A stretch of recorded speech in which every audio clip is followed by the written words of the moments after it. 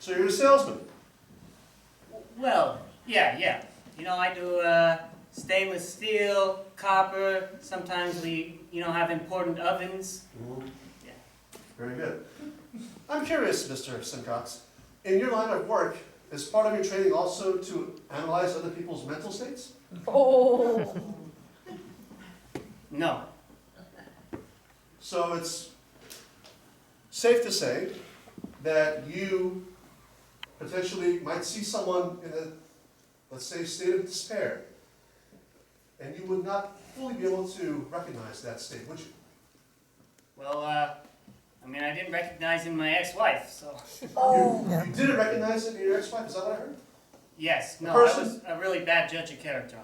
A person whom you lived with for many years and married and were intimate with, and you still couldn't even notice it then. No. So is it reasonable to say that perhaps you didn't witness it in my client? Yes or no?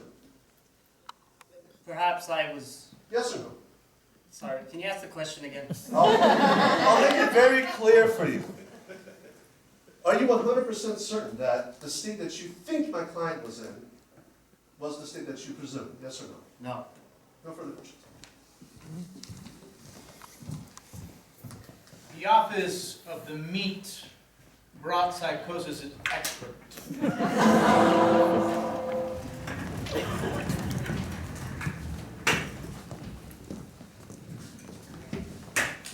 Mr. Steele. Yes. Miss Burns. You mind if I bring over a chair? Yes, please. I'd like to keep him on the opposite side of the room. See, I'd like you to take a look at this chart. All right? On the left side, you have your beefaroni, your SpaghettiOs with meat. On the right side, you have your filet mignons with bacon wrapped around. All right? In the middle, you have a graph that explains the level of psychosis that each of these products can bring. You see, it's going up. All the way to the border. Are you telling me there's really something to this meat-induced psychosis? Yes, I'm telling you, the Miss Irons, as far as I examined her, falls right there next to the porterhouse. 24 ounces, a little extra A1 sauce. It's definitely possible that she was suffering from this disease. It's very rare, but from my very expert examination, I'd say it's possible. Is it genetic? Meaning if she had it, likely one of her family members had it. I'd like you to take a look at this other graph. On the left side, you have the grandma. On the right side, you have the grandpa. In the center, you have a singular line that describes the amount of geneticism that this disease can potentially have. As you can see, it's a bell curve. That means that it's genetic. One more question. Yeah. If it was genetic, Yes. in this bell curve, Yeah. right in the middle, Yes. and at any point in time, someone in her family would have eaten meat on this level, there would be a high probability of psychosis. On the family member. Yeah, absolutely. That's not exactly the answer we were hoping for, Doctor. Yes, but don't you see? If she knew, or if anybody knew that she was susceptible to it, then she would have known what it would do. So she could have used it as a way to murder him. Are you saying that Jeremy Irons was not the murderer, but the murder weapon? Possibly, at minimum, if Jerry Irons or someone knew that Jerry Irons was susceptible to murder if eating meat, then who served her that meat? Doctor, do you have any graph that might shed some light on this? As a matter of fact, take a look at this graph. Can you say this in court? Yes. New York State Supreme Court, the doctor on the stand.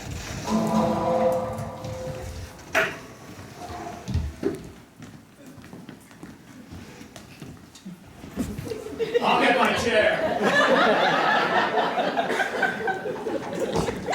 So can you explain what you explain that this third important graph shows to the jury? If you take a look at this graph, there's two sides to it. On the left side, you have the amount of, what was your theory again? You are going to explain that if this defendant knew, or someone that the defendant knew, that she was susceptible to murderous tendencies and psychosis when eating meat. She could have used herself as the murder weapon. Right, now I Correct. understand. This is not the right graph, if you'll excuse me. This one has two sides. The left has a regular murder weapon, like a gun or like a knife. On the right side, you see the picture of Jeremy Irons. In the middle, there's the several lines that describe the possibility that she might have used herself as a murder weapon for herself to murder Jeremy Irons and her condition. And so on and so forth. Counselor, could you instruct your witness to get to the point? The point. See, there's one point right here that describes that, yes, it is in fact possible that she could have used herself as a murder weapon if she had known about the disease. One other question. Based on your knowledge of the population that has this DNA genetic predisposition to meat psychosis, Yeah. what percentage of the people that you have seen was not aware of their own psychosis? If you did. Can you please tell the jury if it is a high percentage of people that would be aware of their own psychosis? It would be a high percentage, yes. No further questions. Your Honor, the defense would like to call. Your Honor, the defense would like to call our own witness, Dr. Barbara Stanwyck, to the stand.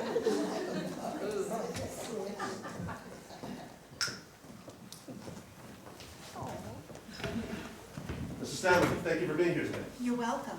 Mrs. Stanwyck, you are a professional medical doctor, specifically trained in mental states. Yes, a psychiatrist and psychology degree Yes, both. from prestigious Ivy League universities. Yes, You have published many journals in the U.S. and abroad. yes. Many lectures, books. Yes. Books. Your Honor, objection. Flirting with the witness.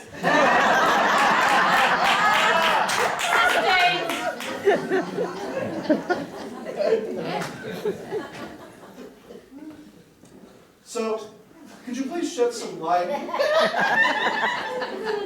Could you please shed some light as to exactly what meat-induced psychosis is and does? How does it affect the brain of someone's personality?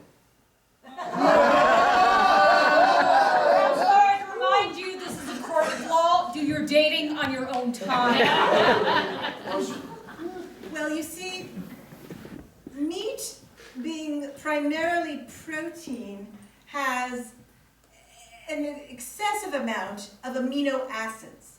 And it's actually the amino acids that affect the brain, causing a dopamine flux, which then induces a temporary but very severe psychotic episode. Thank you. And it is possible that someone could develop this problem later in life, not knowing they might have it at all. Absolutely. Even 23andMe doesn't test for it. What the heck? She doesn't even have a graph. Having given the medical charts of my client to you and your expert testimony, it is in your expert opinion that my client could be one of those few that has no prior knowledge of this condition at all. In fact, she is predisposed to perhaps not have this condition known to her. It is not 100% genetically transferred. It's a hit or miss. Also, yes, with age and hormonal changes, one can be more susceptible to meat-induced psychosis. And the age and hormonal changes specifically of my client, correct? Yes, that's true. Thank you. No further questions. Cross-examination, Your Honor. Do I understand you to say, Doctor, that it's entirely possible that the defendant does not suffer from meat-induced psychosis? Objection, Your Honor, there's ample medical knowledge and evidence that she does. Allow me to continue my questioning, please. Isn't it true that you had to attend 3 medical schools before you were finally allowed to graduate from one? Objection, Your Honor, this woman's education history has no merit upon this case. She's on the stand as an expert. She has every... Overruled, you may continue your line of questioning. How many, doctor? How many schools did you attend before you graduated from one? 3, but I chose to leave them. Doctor, please say, in the original language, the name of the country in which you studied medicine. Captain Danda. I have no further questions. Your Honor, we call the defendant's grandmother to the stand.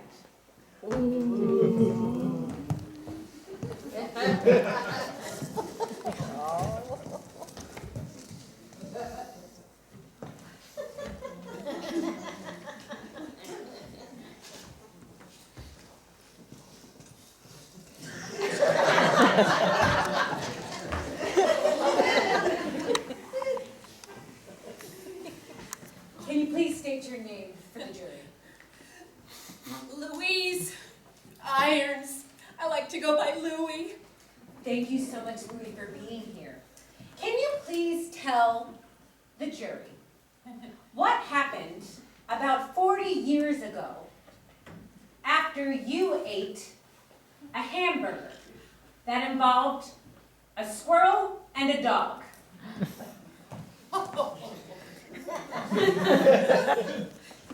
You see, it was the 4th of July.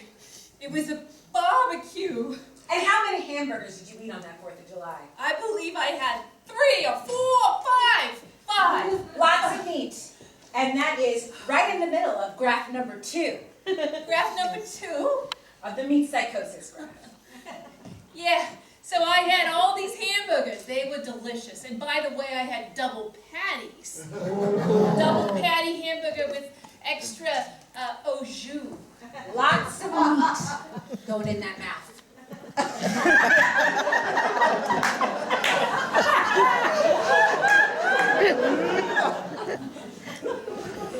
Yes. So it was a barbecue. There was a lot of children there. There were people playing.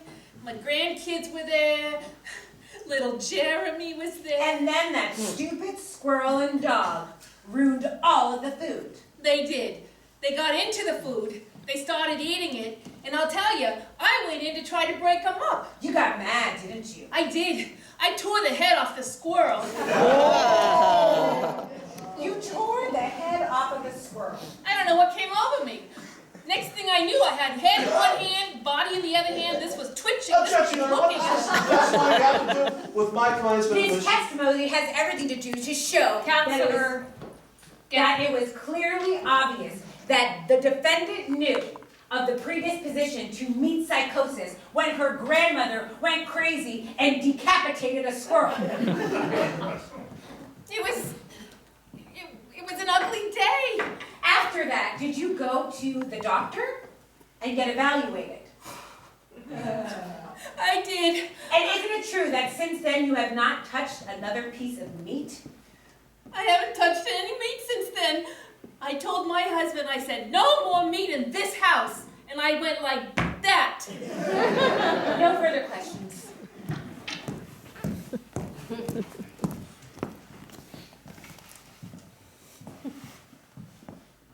Did you tell your family about this condition of yours? Well, they all saw it. They saw it, but did they know what happened? How old was my client when this occurred? Oh, why, you was probably 12. A young child. Young.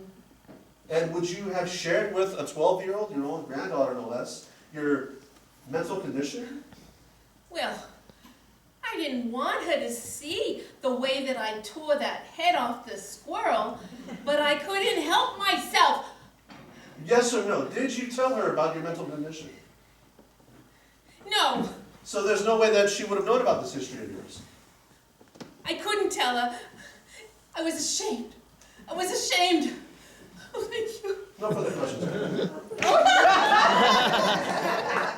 Your Honor, the prosecution calls Jenna Irons to the stand. Just a moment, please. Grandmother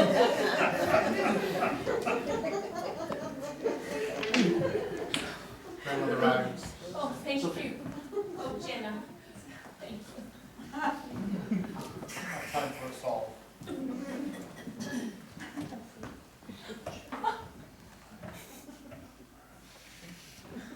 Mr. Irons, is it true that you and I had a conversation yesterday?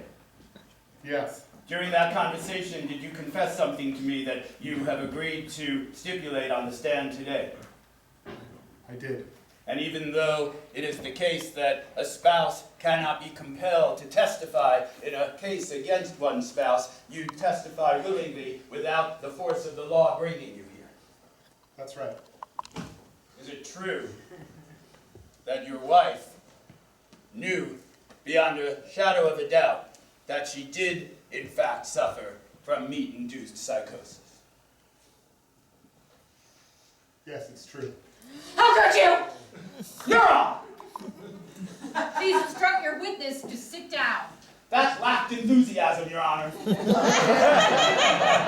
I am not here to be enthusiastic. I will remind you that I can send you to the prison. Apologies. Mr. Irons,